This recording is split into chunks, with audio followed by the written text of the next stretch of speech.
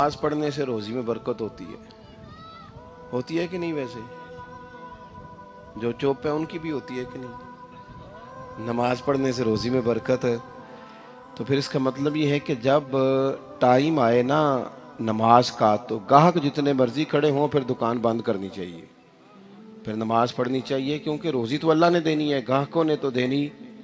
تو سب سے پہلے ضروری ہے مضبوطی ایمان۔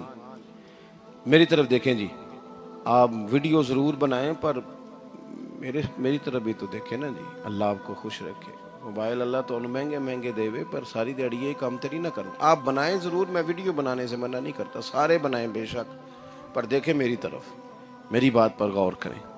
دوستو، مضبوطی ایمان، توکل، اللہ کی ذات پر بھروسہ۔ آپ کبھی میدان کربلا کا پورا نقشہ اپنے سامنے رکھیں نا، پورا نقشہ۔ دو چیزیں ہیں، امام حسین کو نظر آ رہا ہے اب شہادت ہو جائے گی، اتنی بڑی فوج آئی ہے، خدا کی حکمت کے تقاضے سمجھ میں آ رہے ہیں، حالات کیا ہوں گے سمجھ آ رہی، پر ایک لمحے کے لیے بھی ان کا توکل کمزور نہیں ہوا۔ اپنے رب پر جو مضبوط بھروسہ ہے، مضبوط۔ سیدہ طیبہ طاہرہ حضرت فاطمہ الزہرا رضی اللہ تعالی عنہا نا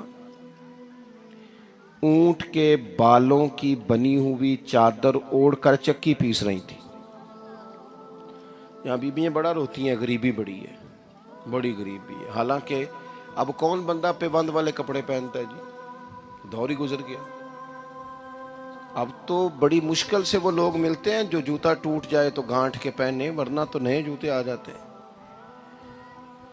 حضرت سیدہ پاک اونٹ کے بالوں کی بنی ہوئی چادر اوڑھ کے چکی پیس رہی تھی۔ نبی پاک صلی اللہ علیہ وسلم نے دیکھا، آنکھوں میں آنسو ضرور آئے، پر محبوب نے فرمایا فاطمہ دنیا میں تھوڑی سی تکلیف برداشت کرو، قیامت کی ساری عزتیں اللہ آپ کو ہی عطا فرمائے گا۔ تو توکل کی مضبوطی، اللہ کی ذات پر بھروسہ، اپنے رب کریم کے ساتھ امیدوں کا وابستہ کرنا، اس سے مضبوطی آئے۔ دوسرا فرمایا وَعَمِلُوا الصَّالِحَاتِ، بہترین عمل کیا جائے زندگی میں، نیک اعمال کیے جائے، وقت ضائع نہ کیا جائے، ہر وقت کوئی نہ کوئی کام بندہ کرتا رہے۔ یہاں بہت سارے لوگ ہیں جن کو لوگ نیک کہنا شروع کر دیتے ہیں نا، وہ سمجھ لیتے ہیں شاید ہم سچی مچی نیک ہیں۔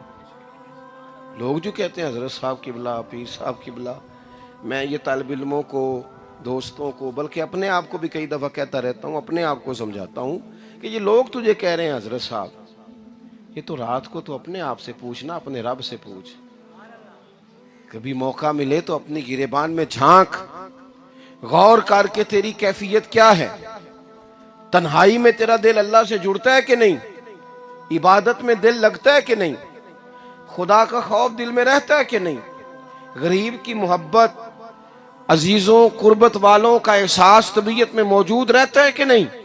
ویسے تو میرا مطلب ہے، لوگ کہہ دیتے ہیں حاجی صاحب آپ بڑے سخی ہیں، تو اس سے تو نہیں نا بندے نے سخی ہونا، سخی تو تب ہونا ہے جب اللہ کی بارگاہ میں مقبول ہوگا۔ اعمال صالحہ، نیک کام، اور وہ کرتا رہے بندہ، کوئی بھی کام اسے نیکی کا مل جائے نا۔ دیکھو نبی پاک صلی اللہ تعالی علیہ وسلم نے فرمایا نیکی کو کبھی حقیر نہیں سمجھنا، کبھی حقارت سے نہیں نیکی کرنی کہ یہ بڑی چھوٹی ہے تو میں اس کو کروں۔ اب فرمایا کبھی حقیر نہ سمجھنا، نیکی کا کام جو بھی ملے کر دینا۔ فرمایا اگر بھائی سے مسکرا کے ملو گے بھی نا تو اس پر بھی اللہ تمہیں صدقے کا ثواب عطا کرے گا۔ ہم تو اس دین سے کے ماننے والے ہیں جو کہتے ہیں تو گلی سے روڑا اٹھا دے، کانٹا اٹھا دے، کسی کی تکلیف دور کر دے، کسی پر گنجائش کر دے، کسی کے لیے آسانی کر دے، جو بھی خیر کا کام میسر آئے پورے دن میں اسے چھوڑے نہیں۔ صبح گھر سے نکلیں، وہ ایک صحابی تھے، غالباً تابعی تھے، تو بازار جاتے اپنے غلام کے ساتھ تو سارا بازار گھوم کے واپس آ گئے۔ خادم نے کہا جناب کو نہ کوئی خریدا نہ کچھ بیچا، تو آپ سارا بازار گھوم کے آ گئے، فرمانے لگے تیرا کیا خیال ہے، میں نے کچھ بھی نہیں کیا۔ کہا جناب پھر کیا کیا ہے؟ فرمانے لگے تم نے دیکھا ہے جو بندہ بھی گزرا ہے میں نے اس کو کہا السلام علیکم، تو کتنی کو نیکیاں میں جمع کر کے آ گیا ہوں۔